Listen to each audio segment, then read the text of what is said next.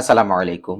আজকের ভিডিওতে আমরা দেখব কিভাবে বাংলাদেশ থেকে সেনজেন কান্ট্রি স্লোভেনিয়ার ভিজিট ভিসার জন্য আবেদন করবেন। আমরা ফুল প্রসেসটা দেখব স্টেপ বাই স্টেপ। আমি এখন আছি বিএফএস গ্লোবালের অফিসিয়াল ওয়েবসাইটে। প্রথমে আপনি এই ওয়েবসাইটে আসবেন। এই ওয়েবসাইটের লিঙ্কটা আমার ভিডিও ডেসক্রিপশনে দেওয়া থাকবে। আই অ্যাম অ্যাপ্লাইং ফ্রম, আপনি কোন কান্ট্রি থেকে আবেদন করতেছেন? বাংলাদেশ। কোন কান্ট্রির জন্য? স্লোভেনিয়া। তো স্লোভেনিয়া কিন্তু এখানে নেই, আমাদেরকে সুইডেন এম্বাসির মাধ্যমে আবেদন করতে হবে। সুইডেন লিখব, take me to the website, এখানে ক্লিক করব। দেন আমরা এখানে দেখতে পাবো we are the official partner of the embassy of Sweden in Bangladesh, also representing Finland, Iceland, Latvia, Luxembourg and Slovenia. So স্লোভেনিয়ার ভিজিট ভিসাটা প্রসেস করবে সুইডেন এম্বাসি। এখান থেকে চলে যাব অ্যাপ্লাই ফর এ ভিসা, এখানে দেখতে পাবো আবার উপরেও দেওয়া রয়েছে, যে কোনো এক জায়গায় ক্লিক করলে হবে। এরপর স্টেপ বাই স্টেপ গাইড পাবো। 1 নাম্বার পয়েন্টে ভিউ মোরে যাব, ভিসা টাইপে যাব, ভিসা টাইপ দিয়ে দেব টুরিস্ট। দেন অনেকগুলো হেডলাইন পাবো, এই প্রত্যেকটা হেডলাইনে গুরুত্বপূর্ণ ইনফরমেশন দেওয়া রয়েছে। আমরা সবগুলো পয়েন্ট ভালোভাবে পড়বো এবং বোঝার ট্রাই করব। আমার ভিডিওতে হয়তো সকল কথা নাও আসতে পারে, বাট আপনি ভালোভাবে পড়ে নেবেন। ওভারভিউ দেওয়া রয়েছে, সর্বোচ্চ 3 মাসের জন্য আপনাকে ভিসা দেওয়া হবে। দেন ভিসা ফি কত টাকা দিতে হবে? যারা অ্যাডাল্ট রয়েছে তাদের ভিসা ফি হচ্ছে 90 ইউরো, বাংলা টাকা এখানে কনভার্ট করে দেওয়া রয়েছে। 6 থেকে 12 বছর বয়সীদের 45 ইউরো, 0 থেকে 6 বছর বয়সীদের কোনো ফি লাগবে না। এছাড়াও নিচে কিছু এডিশনাল সার্ভিস রয়েছে, এটা হচ্ছে বিএফএস চার্জ, বিভিন্ন যদি আপনি সার্ভিস নিতে চান এই চার্জগুলো পে করতে হবে। দেন ডকুমেন্ট রিকোয়ার্ড, এটা ইম্পর্টেন্ট একটা পার্ট, ট্যুরিস্ট ভিসা চেকলিস্ট, এখানে ক্লিক করব। আমাদের কি কি ডকুমেন্টস অ্যাড করতে হবে এখানে একটা চেকলিস্টে দেওয়া রয়েছে। তো এই চেকলিস্টটা আপনি কিভাবে ফিল আপ করবেন আমি এখানে জাস্ট আপনাদেরকে বোঝাচ্ছি। ফিল আপের বিষয়টা ডিপেন্ড করে আপনি কোন ব্রাউজার থেকে আপনার পিডিএফটা ফিল আপ করতেছেন। যেমন এটা হচ্ছে গুগল হ্যাজ, তো এই ক্ষেত্রে প্রথমে এখানে একটা চেক মার্ক করবেন। এই চেক মার্কটা হয়তো অ্যাকুরেট আসতেছে না, যেমন আপনি যদি পিডিএফ রিডারটা ইউজ করেন তাহলে সরাসরি সুন্দর করে অটোমেটেড টিক চিহ্নটা চলে আসবে। এখানে কিন্তু আমি ড্র করে দিলাম। ওকে, দেন অ্যাপ্লিকেশন ফর্ম আমাদেরকে দিতে বলেছে, যেটা আমরা একটু পরেই দেখব যে কিভাবে অ্যাপ্লিকেশন ফর্মটা ফিল আপ করতে হয়। এরপর আপনাকে পাসপোর্ট দিতে হবে, অল প্রিভিয়াস পাসপোর্ট কপিগুলো দিতে হবে। দেন পাসপোর্ট সাইজের ফটো লাগবে, একটা কভার লেটার লাগবে, আপনি কেন স্লোভেনিয়া যাবেন, রিপ্রেজেন্ট করবেন সুইডেন এম্বাসিকে। Then letter from present employer owner starting purpose of the visit, যদি আপনি জব বা বিজনেস করেন আপনার এনওসি লেটার লাগবে। হেলথ ইন্স্যুরেন্স লাগবে, health insurance minimum 30,000 euro coverage করে এইরকম হেলথ ইন্স্যুরেন্স পারচেস করতে হবে। বিশেষ করে আপনারা সুইস কেয়ার থেকে পারচেস করতে পারেন, সুইস কেয়ার কিন্তু অনেক বেটার। দেন ব্যাংক স্টেটমেন্ট দিতে হবে এবং ফাইন্যান্সিয়াল যে ডকুমেন্টসগুলো আছে সেগুলো এখানে অ্যাড করে দিব, সলভেন্সি রিলেটেড। ট্রাভেল আইটিনারি অর্থাৎ এয়ার টিকিটটা দিতে হবে। এয়ার টিকিটটা যদি আমরা দিই তাহলে এখানে একটা চেক মার্ক করব। আমরা যে যে ডকুমেন্টসগুলো দিব সেখানে চেক মার্ক করব। যেমন ধরুন আমার এই 7 নাম্বার পয়েন্টে ডাটাটা দেওয়া লাগবে না, এক্ষেত্রে আমি নোতে চেক মার্ক করব যে আমি দিচ্ছি না এটা। দেন এইভাবে রয়েছে সিভিল স্ট্যাটাস রিলেটেড ডকুমেন্টসগুলো, ম্যারেজ সার্টিফিকেট যদি আপনি বিবাহিত হন, ডিভোর্স বা ডেথ সার্টিফিকেট, বার্থ সার্টিফিকেট, এই জাতীয় ডাটাগুলো এই অপশনে আমরা দিব। এই সিরিয়ালে 12 নাম্বার সিরিয়ালে দিব। আমরা কিন্তু এই সিরিয়াল অনুযায়ী আমাদের ডকুমেন্টস আমাদের ফাইলটা রেডি করব। মাইনরদের জন্য, দেন যদি ফ্যামিলি বা ফ্রেন্ডস কারোর সাথে আমি মিট করতে চাই স্লোভেনিয়াতে তাদের জন্য। অ্যাকোমোডেশন ডকুমেন্টসগুলো দিব। দেন যদি সেলফ এমপ্লয়েড আপনি যদি বিজনেসম্যান হন তাহলে এই রিলেটেড ডকুমেন্টস আপনি অ্যাড করবেন। স্টুডেন্ট হলে আপনার স্পাউস বা চিলড্রেন যদি আপনার সাথে ট্রাভেলিং করে, ফ্যামিলি মেম্বার কেউ যদি ইইউ ইএ সিটিজেন হয় তাদের ডকুমেন্টসগুলো আপলোড করতে হবে। অ্যাপ্লিকেন্ট যদি নন বাংলাদেশি হয়, বাংলাদেশ থেকে আবেদন করবে, সেক্ষেত্রে তার জন্য এই অপশনটা, এটা নর্মালি আমাদের প্রয়োজন হয় না। ফাইনালি আমরা এই ফর্মটাকে ফিল আপ করে প্রিন্ট আউট করে ফেলবো, এখানে নাম দিব, ডেট এবং সিগনেচার দিয়ে দিব। যদি এই ফর্মটি ফিল আপ করার জন্য বিএফএস কোনো স্টাফের হেল্প নিয়ে থাকি তাহলে বিএফএস স্টাফের নাম দিতে হবে, সিগনেচার এবং ডেট দিব। এরপর আমরা এখানে পাবো ফটো স্পেসিফিকেশন, খুব ইম্পর্টেন্ট একটা বিষয়। দেখুন এই ফটোর কারণে বিএফএস আপনার সাথে একটু ফাইজলামি করতে পারে যে প্রিমিয়াম সার্ভিস নিতে হবে, এই সেই অনেক কিছু বোঝায়। আপনারা অবশ্যই এটা গুরুত্ব সহকারে দেখবেন। অবশ্যই গুরুত্ব সহকারে দেখবেন ফটোটা। এখানে রিকোয়ারমেন্ট দেওয়া রয়েছে, রিকোয়ারমেন্ট অনুযায়ী ফটোটা নিয়ে যাবেন। প্রসেসিং টাইম কতদিন সময় লাগতে পারে? নরমালি 15 দিনের মধ্যে আপনার রেজাল্টটা পেয়ে যাবেন। মাঝে, মাঝে এটা সর্বোচ্চ 45 দিন পর্যন্ত সময় নিতে পারে। এটা আপনার ফাইলের উপর ডিপেন্ড করে। ডাউনলোড ফর্মটা আমরা এখন দেখব। এটাকে ডাউনলোড করে নেব। এই হলো অ্যাপ্লিকেশন ফর্ম। এই অ্যাপ্লিকেশন ফর্মের জন্য কোনো টাকা পয়সা খরচ করতে হয় না। এটা হচ্ছে ফ্রি। ওকে, আমরা স্টেপ বাই স্টেপ এই ফিল আপটা দেখবো।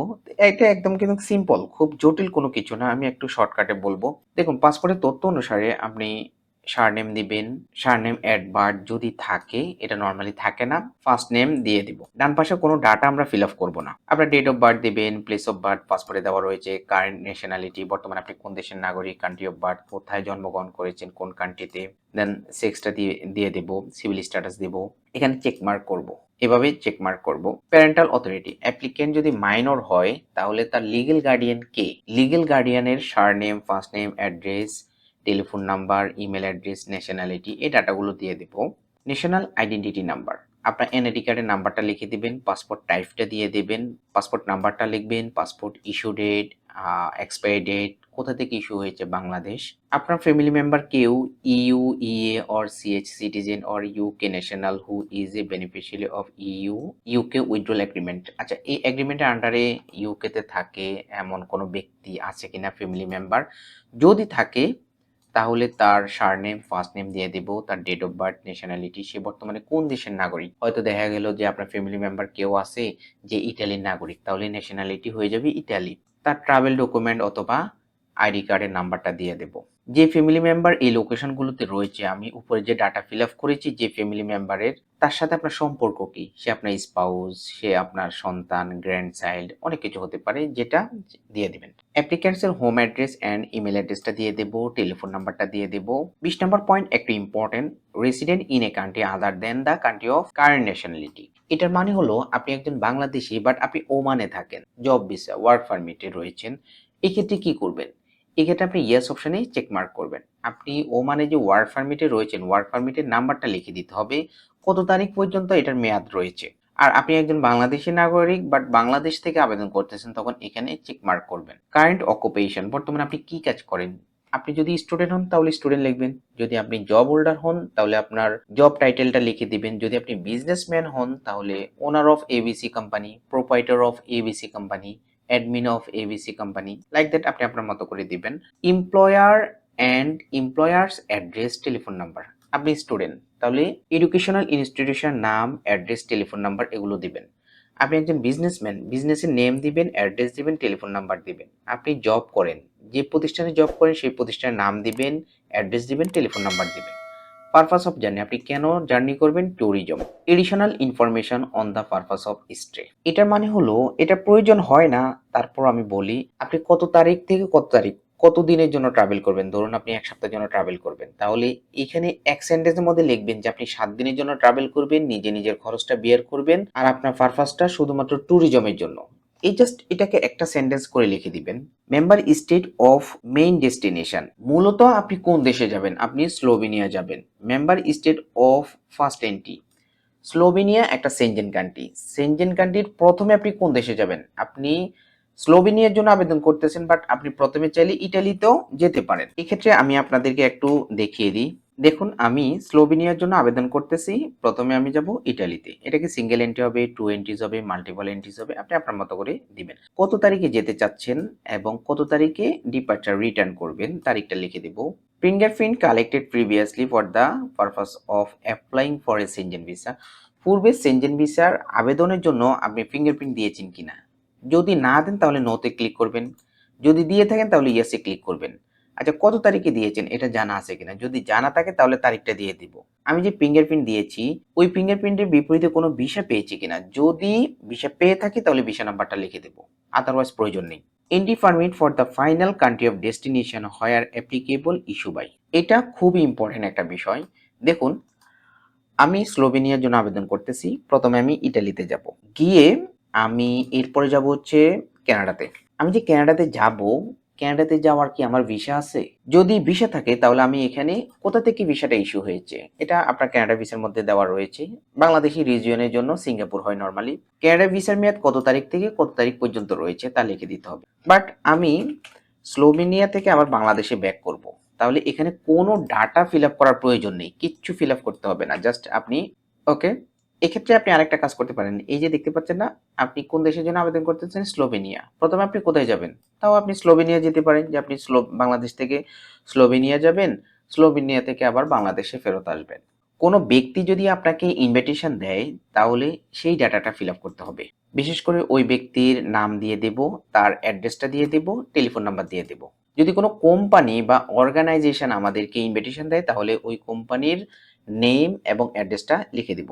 কোম্পানির পক্ষ হয়ে কে আমাদের সাথে যোগাযোগ করেছে? ডেফিনেটলি কোম্পানির পক্ষ হয়ে তো কেউ না কেউ আমাদের সাথে যোগাযোগ করবে। কে যোগাযোগ করেছে তার last name, first name, address, telephone number, email address এগুলো শেয়ার করব। কোম্পানির টেলিফোন নাম্বারটা শেয়ার করব। Cost of travelling and living during the applicants stay is cover. আপনি যে এই যে ৭ দিনের একটা ট্রাভেল করবেন, এই ট্রাভেল খরচটা কে বিয়ার করবে? আপনি নিজে বিয়ার করবেন। কিভাবে বিয়ার করবেন? Cash, credit card, prepaid, accommodation যা আপনার প্রোফাইলের সাথে ম্যাচ করে। কেউ যদি আপনাকে স্পন্সর করে তাহলে আপনি এখানে চেক মার্ক করতে পারেন। এখন কে আমাকে স্পন্সর করবে? ৩০-৩১ নাম্বার পয়েন্টে যাদের ডাটা দিয়েছি তারা আমাকে স্পন্সর করবে। যদি স্পন্সর করে তাহলে এখানে একটা চেক মার্ক করব। আচ্ছা, তারা আমাদেরকে কি ফ্যাসিলিটি দিবে? যেমন তারা আমাদেরকে অ্যাকোমোডেশন দিবে, অথবা এমন হতে পারে all expenses cover during the stay. আমার এই ট্রাভেলে যত রকম খরচ আছে সবগুলো তারা বিয়ার করবে। তো নরমালি অনেকের স্পন্সর থাকে না, আবার অনেক মানুষের স্পন্সর থাকে, ফ্যামিলি মেম্বার ইউরোপে থাকে, তাদেরকে সকল রকম সাপোর্ট দেওয়া হয়। ওকে। এরপর surname and first name of the person filling the application form. অনেকে এই অ্যাপ্লিকেশন ফর্মটা ফিল আপ করতে পারে না, তৃতীয় ব্যক্তির সহযোগিতা নিতে হয়। আপনি যদি তৃতীয় ব্যক্তির সহযোগিতা নিয়ে থাকেন তাহলে তৃতীয় ব্যক্তির লাস্ট নেম এবং ফার্স্ট নেম দিতে হবে, টেলিফোন নাম্বার দিতে হবে। এটা নর্মালি প্রয়োজন হয় না। তার অ্যাড্রেস, ইমেল অ্যাড্রেস এই ডাটাগুলো ফিল আপ করে দিব। নিচে চলে যাব, প্লেস অ্যান্ড ডেট দিব, ঢাকা বাংলাদেশ ডেট দিয়ে দিব, আবেদনকারীর সিগনেচার দিয়ে দিব। দেন আমাদের এই ফর্মটা ফিল আপ করা শেষ। এই চেকলিস্ট অনুযায়ী আমরা আমাদের সকল ডকুমেন্টস সাজিয়ে ফেলবো। সাজানোর পর আমাদেরকে একটা অ্যাপয়েন্টমেন্ট ডেট বুক করতে হবে, ফাইলটা তো সাবমিট করতে হবে। বাই দ্য ওয়ে, কোনো একটা ইনফরমেশন যদি আপনার বুঝতে অসুবিধা ফিল হয় আপনি আমাকে কমেন্ট করতে পারেন, অথবা এখানে বিএফএস এর এই যে কন্ট্রাক্ট আস, আমি এখানে আপনাদেরকে একটু ডিটেলস দেখিয়ে দিচ্ছি। কোনো রকম যদি কোশ্চেন থাকে স্লোভেনিয়া নিয়ে, আপনি কিভাবে সাবমিট করবেন বা এ টু জেড যে কোনো ধরনের যদি ইনফরমেশন প্রয়োজন হয় এই কন্ট্যাক্ট নাম্বারগুলোতে যোগাযোগ করবেন, তারা আপনাকে একদম ইন ডিটেলস রিল্যাক্সে সকল কিছু বুঝিয়ে দিবে। এরপর আমাদেরকে অ্যাপয়েন্টমেন্ট ডেট বুক করতে হবে। বুক অ্যান্ড অ্যাপয়েন্টমেন্ট উপরে দেওয়া রয়েছে অপশনটা, আবার নিচেও দেওয়া রয়েছে। বুক নাওতে ক্লিক করব। আবারও বুক নাওতে যাব। আমরা ঠিক এইরকম একটা ইন্টারফেস পেয়ে যাব। এখানে আমার অলরেডি অ্যাকাউন্ট আছে তাই এই ডাটাগুলো অটোমেটেড চলে আসছে। তো আপনি তো নতুন ইউজার, আপনার তো কোনো অ্যাকাউন্ট নেই। প্রথমে আপনাকে একটা অ্যাকাউন্ট ক্রিয়েট করতে হবে। I don't have an account, এখানে ক্লিক করবেন। অ্যাকাউন্ট ক্রিয়েট করার জন্য আপনার একটা ভ্যালিড ইমেল আইডি দিবেন, একটা পাসওয়ার্ড ক্রিয়েট করবেন, পাসওয়ার্ডটা সেকেন্ড টাইম লিখে দিবেন, একটা মোবাইল নাম্বার দিতে হবে। প্রথমে কান্ট্রিটা দিয়ে দেব বাংলাদেশ, জিরো বাদ দিয়ে বাকি ডিজিটগুলো লিখে দেব। এই চেকমার্কগুলো কমপ্লিট করব, দেন রেজিস্টার অপশনে ক্লিক করব। ক্লিক করলে আমাদের ইমেইলে একটা মেইল যাবে, ওই মেইলে গেলে আমাদের অ্যাকাউন্টটা অ্যাক্টিভেট করতে হবে। অ্যাকাউন্টটা অ্যাক্টিভেট করে নেব। অ্যাক্টিভেট করলে সরাসরি আমাদেরকে এইরকম অপশনে নিয়ে আসবে, আমরা সাইন ইন করব।